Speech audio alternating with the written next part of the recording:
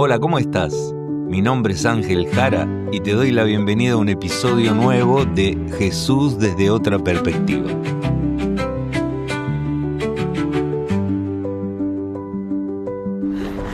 Dios mío, aguanta, mi amor. Ya casi llegamos, mi cielo. Aguanta. Ayuda, por favor, mi nieto. Señora, ¿qué pasó? Pase, rápido. La abuela llegó a la urgencia de esa clínica. Su niñito fue recibido por una enfermera y la enfermera lo entregó en los brazos de un médico que estaba de guardia. El médico le dijo a la abuela: «Señora, usted espere aquí». El médico ingresó en su consultorio y allí quedó la abuela sentada y orando, pidiéndole a Dios que cuidara de ese niño.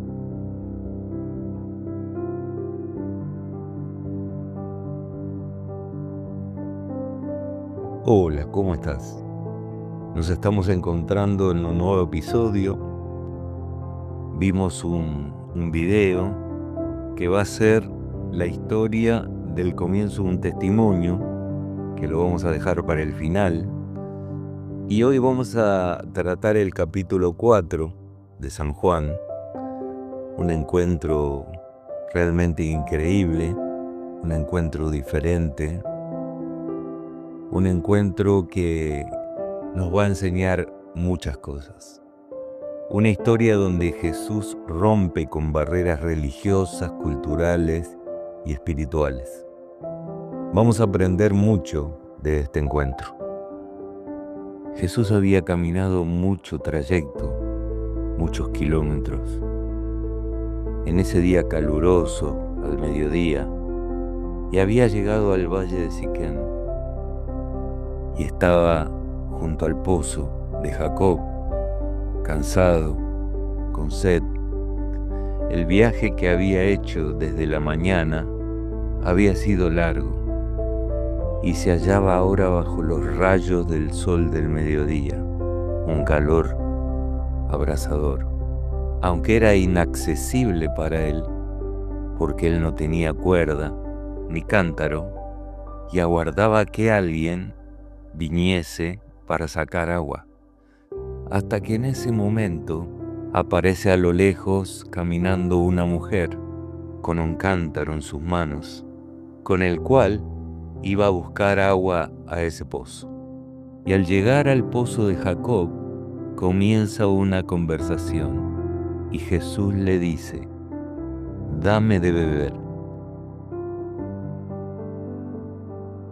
Hoy vamos a analizar la cita del capítulo 4 de San Juan y vamos a hacerlo con los versículos del 7 al 15.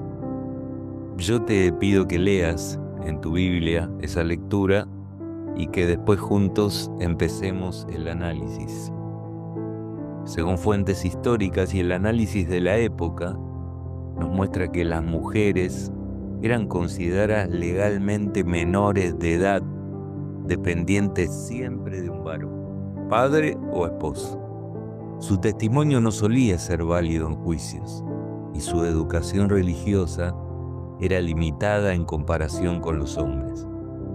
Jesús, al hablar públicamente con ella, desafió ese código de honor rabínico que dictaba que un maestro no debía conversar con las mujeres en público. Había un problema grande entre los judíos y samaritanos, una enemistad que era ancestral.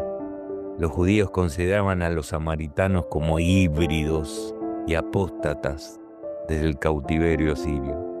Los samaritanos tenían su propio templo en el monte Gerizim. Los judíos preferían dar rodeos larguísimos antes que atravesar Samaria, para no contaminarse con estas personas. Hoy, muchas veces, seguimos separando a las personas por su raza, por su género, por su estatus económico tal vez, o por el pasado moral que tuvieron. Jesús llama a ver a la persona a través de la mirada del amor de Dios, no a través de nuestros prejuicios. Jesús miraba a todas las personas y las veía como almas a salvar. En esta historia y en estos versículos, ¿por qué Jesús decide desafiar esa tradición al ir a buscar a esta mujer y ponerse a hablar con ella? Y Jesús desafió las costumbres porque para él la salvación de un alma, como dijimos recién, es superior a cualquier protocolo humano, a cualquier cosa. Esto nos dice que Dios es un buscador incansable que no reconoce fronteras geopolíticas ni prejuicios sociales. Él ama a las personas y se preocupa por ellas. Para Dios no hay casos perdidos, ni zonas de exclusión ninguna. Jesús veía en todas esas personas necesitadas de amor, de perdón, y Él las iba a buscar para hacer esa tarea y darles salvación. A veces las apariencias chocan contra la misión que tenemos, porque somos personas orgullosas, llenas de prejuicios. A los ojos de un observador casual, Jesús estaba cometiendo una imprudencia social y religiosa. Ahora yo te pregunto, ¿hasta qué punto es útil cuidar las apariencias?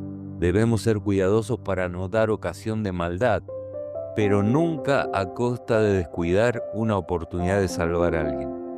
La reputación no puede ser un ídolo que nos impida amar a las personas y buscarlas para salvarlas.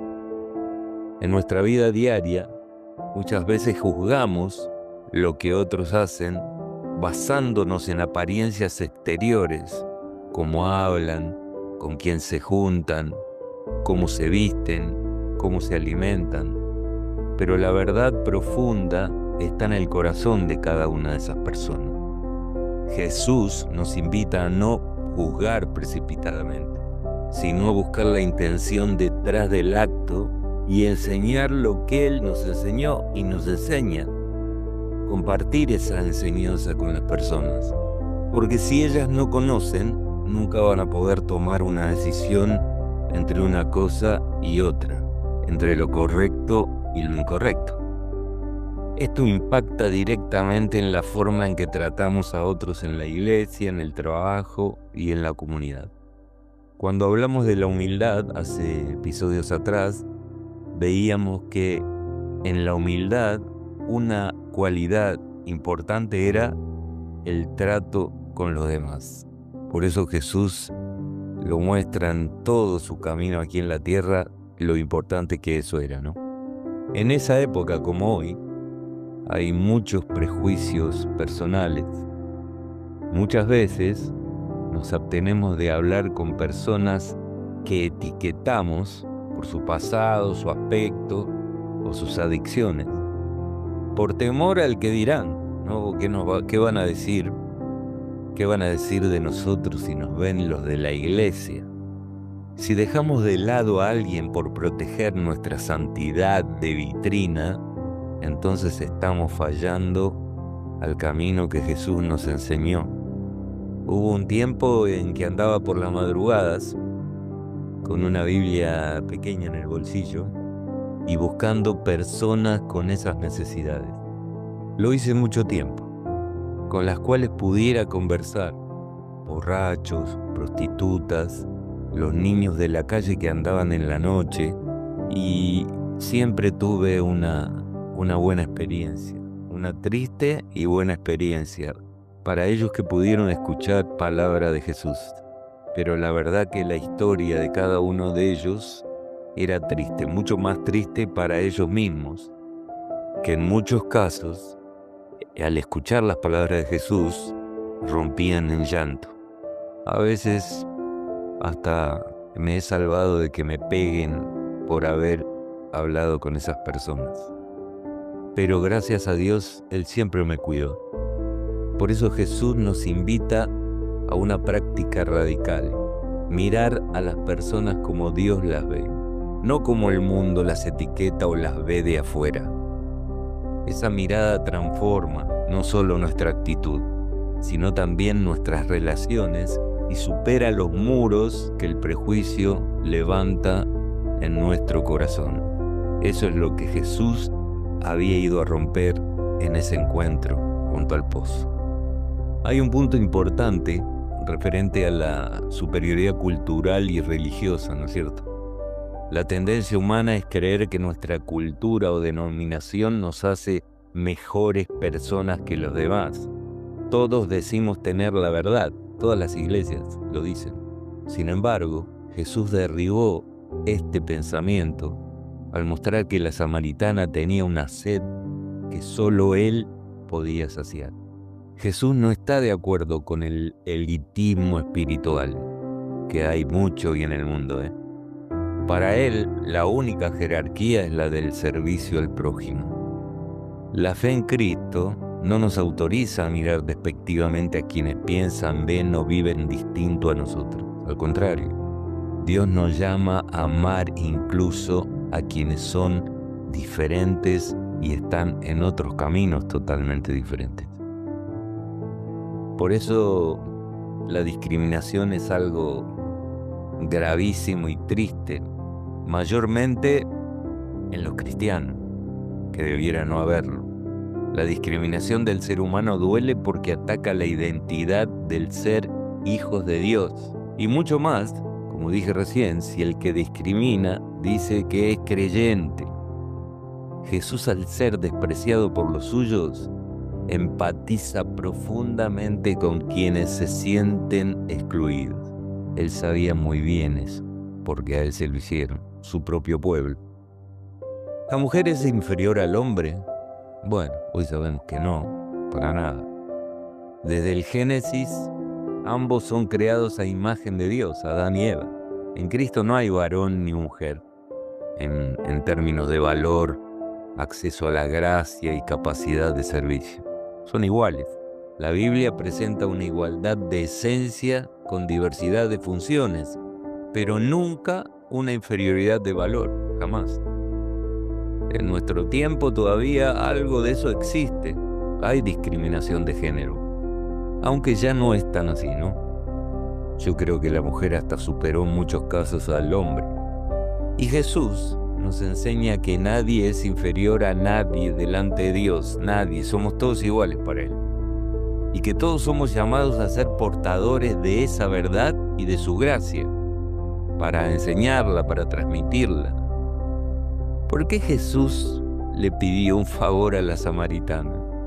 Jesús utilizó la estrategia de vulnerabilidad.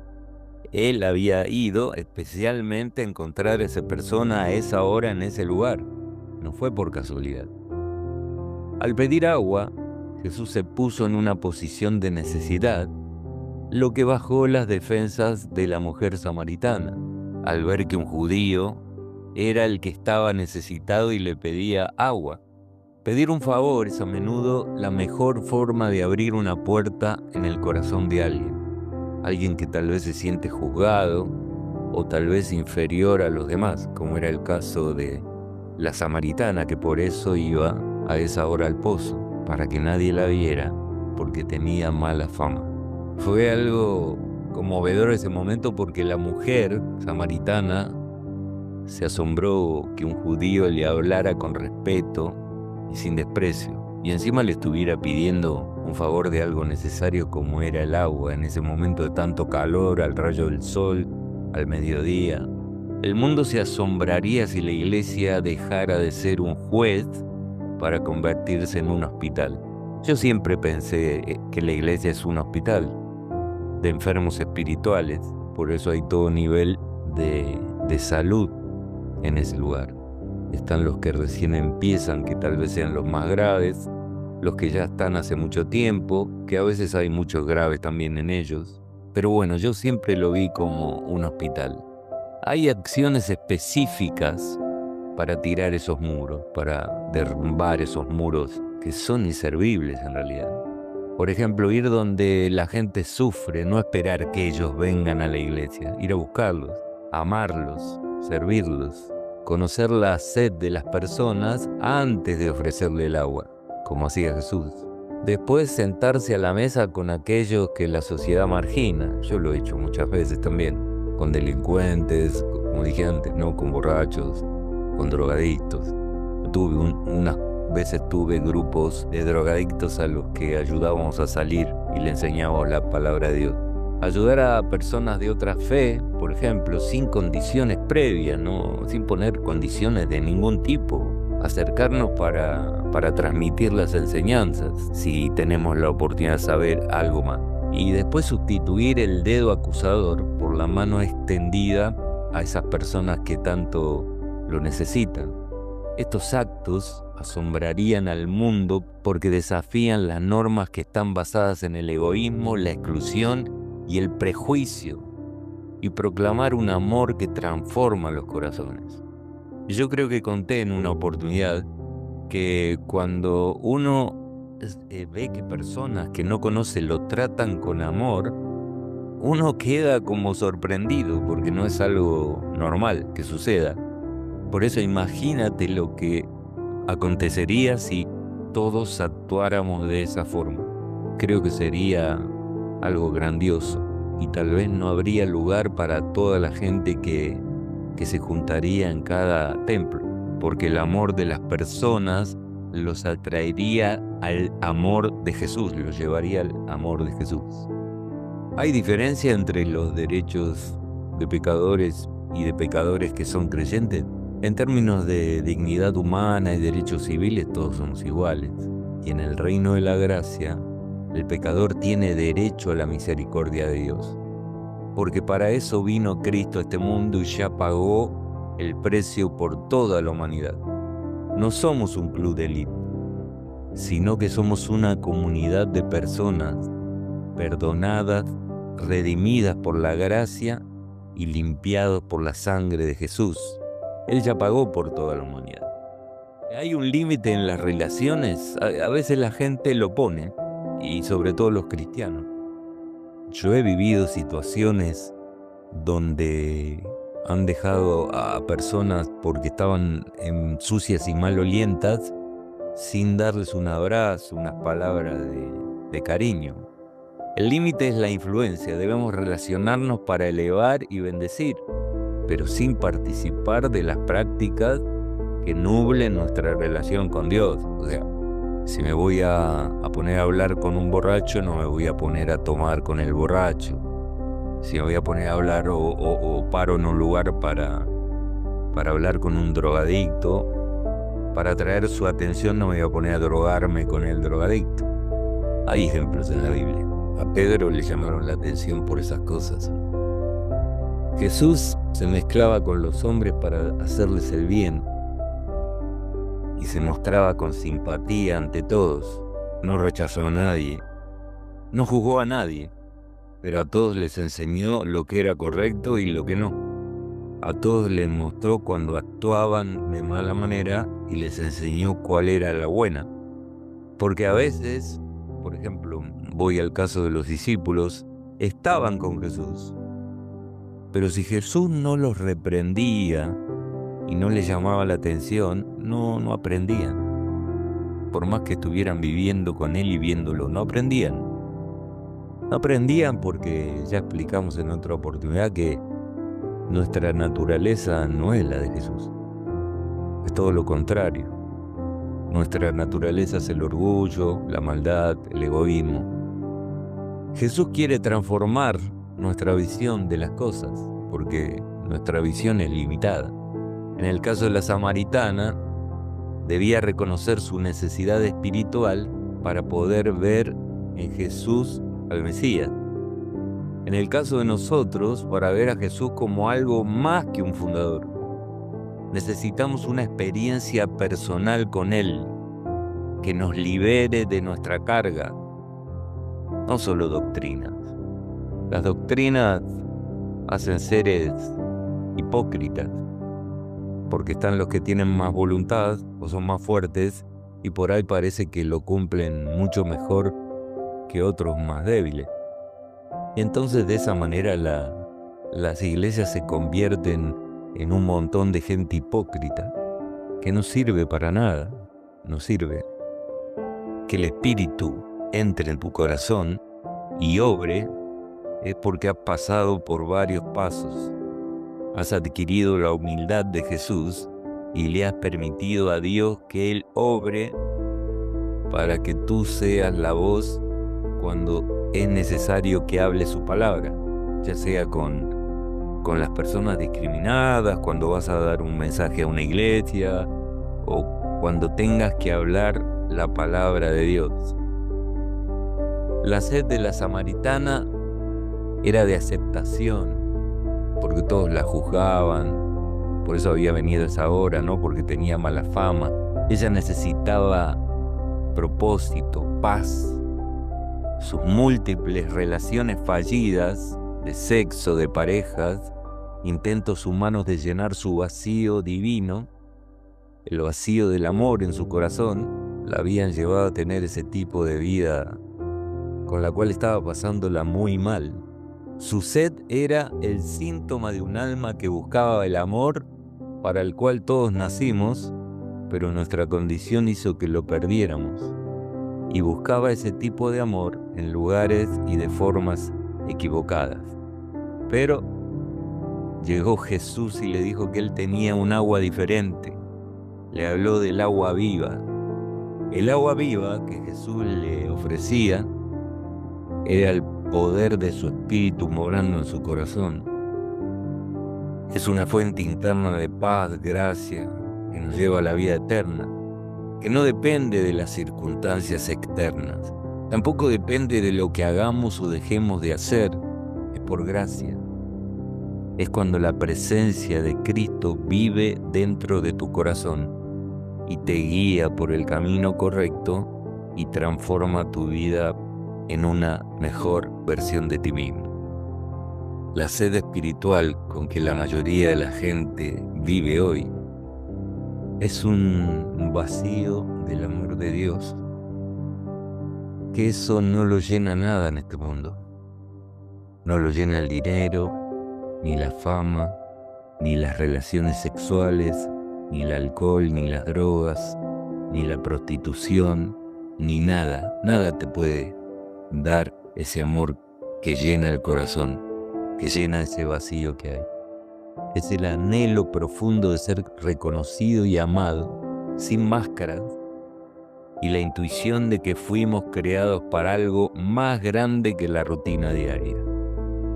Fuimos creados para vivir en felicidad, en el amor de Dios y con su amor brindándolo al prójimo. Cuando Jesús vive en tu corazón, como recibes ese amor diariamente, lo brindas a todos los que te rodean.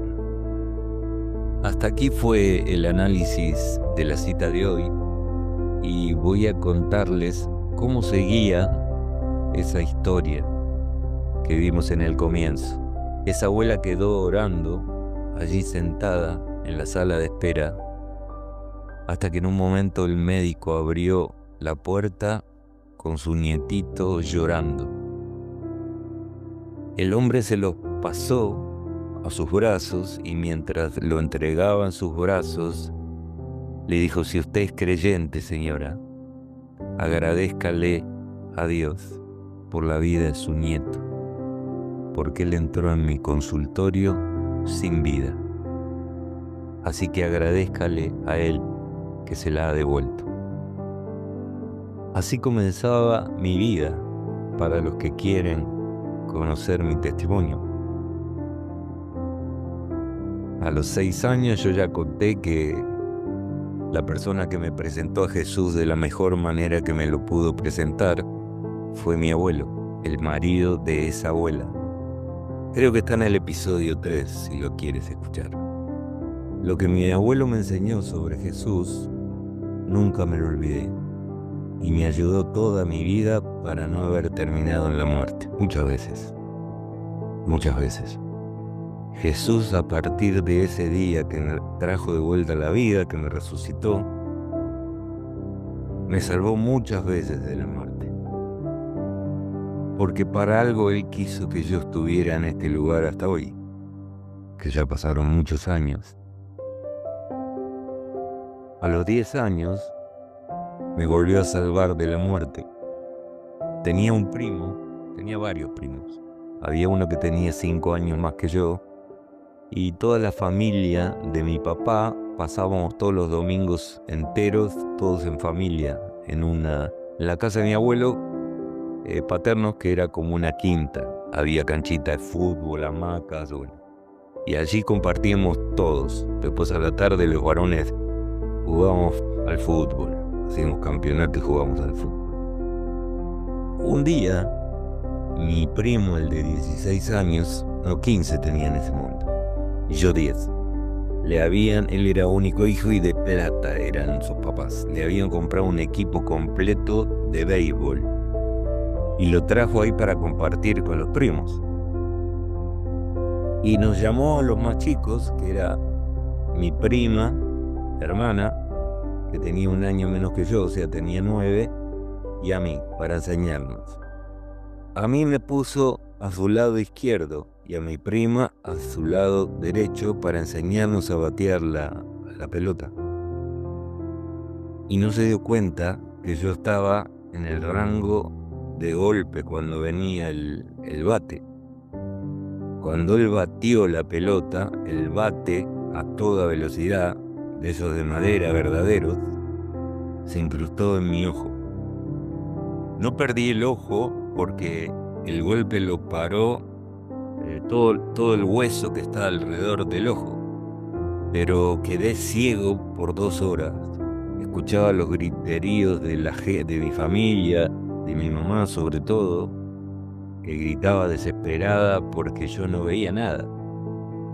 Y bueno, gracias a Dios, a las 2 horas empecé a ver todo nublado y volví a ver. Y me hicieron todos los estudios que se pudieron hacer en aquel momento, hasta del cerebro y todo, y no tenía lesiones, gracias a Dios. Y así Dios me tuvo que ir protegiendo una y otra vez. En la escuela secundaria, de que me pise el tren la primera vez, me salvó también, gracias a un compañero que me vio metiéndome debajo del tren sin darme cuenta porque iba cruzando distraído y me sacó de un tirón. Y después vino la época de la rebeldía de la adolescencia, ¿no? Cuando uno se rebela. Y a los 16 años, yo que había nacido en una familia cristiana, dije yo, ¿por qué tengo que creer en todo lo que me cuentan estos o lo que cuentan en la iglesia? Yo quiero saber por mi cuenta.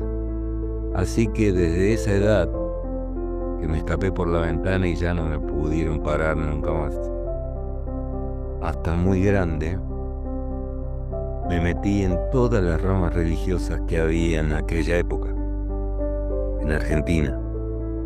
En algunos estaba poco tiempo porque veía que eso no era Dios.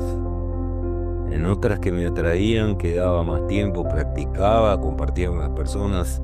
En alguna rama he estado muchos años. Y así fui buscando la verdad. Fui buscando y buscando y buscando. O sea, con respecto a Dios no tenía ninguna duda que había un supremo que creaba toda la existencia, no tenía ninguna duda. De Jesús tampoco, mi abuelo me lo había presentado y Jesús me había demostrado todo el tiempo que Él era ese Jesús que mi abuelo me había enseñado. Y así empezó una carrera terrible en mi vida. Porque en la secundaria vinieron las malas compañías, empezó el alcohol, las drogas, y eso después no se pudo parar. Fue una catarata de cosas malas, porque cuando uno está en esas cosas hace todas cosas malas. Sin embargo, Jesús siempre me cuidó. Como me lo había descrito mi abuelo, así fue Él conmigo. Y yo siempre le decía, cuídame. Yo sé que esto está mal, pero también sé que me prometiste que un día me vas a sacar de aquí. Y así fue. Él me cuidó en todo lugar, que hubo muchos peligrosos. revólver en el estómago, revólver en la cabeza, escopeta en la cabeza, muchas cosas, sobredosis 3 veces de las que me salvó, fueron muchas cosas. Entonces, ¿cómo conocí a Dios? Porque nací en una familia que en Él creía y yo creí. ¿Cómo? ¿Qué es Jesús para mí? Jesús para mí es todo. Es más de lo que mi abuelo me enseñó que era. Si no fuera por Él, yo no estaría acá hace rato. Y mi relación con Él es realmente como mi mejor amigo. Pero nunca dejo de lado ni me olvido que ese mejor amigo que tengo es Dios. No confundo esa amistad hermosa y grandiosa que tengo, olvidándome de que Él también es mi Dios. Y eso es lo importante, porque así sigo llevando esa relación, la cual me hizo crecer y la cual me va haciendo y llevando camino a la humildad que todavía no tengo. Pero es lo que persigo, día a día. Es un trabajo diario, constante, donde Él te va moldeando porque te va mostrando todas las cosas que tenés que no sirven para nada. Si yo tengo que dejarle un consejo a alguien, es que no pierdan esa oportunidad.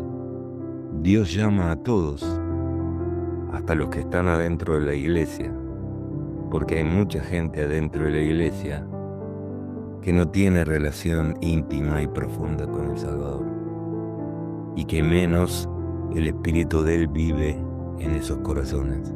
O sea que Dios está llamando todos los días, nos llama la atención y nos llama para que nos rindamos a sus pies y lo dejemos vivir dentro nuestro, para dirigir nuestra vida, para transformar nuestra personalidad en otra mejor y diferente.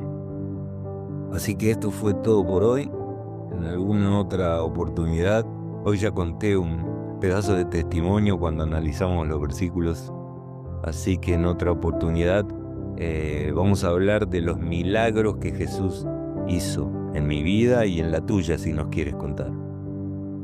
Vamos a dejar unos días hasta que nos volvamos a encontrar y te deseamos que Dios te bendiga, te guarde, te dirija en todas tus cosas en este tiempo.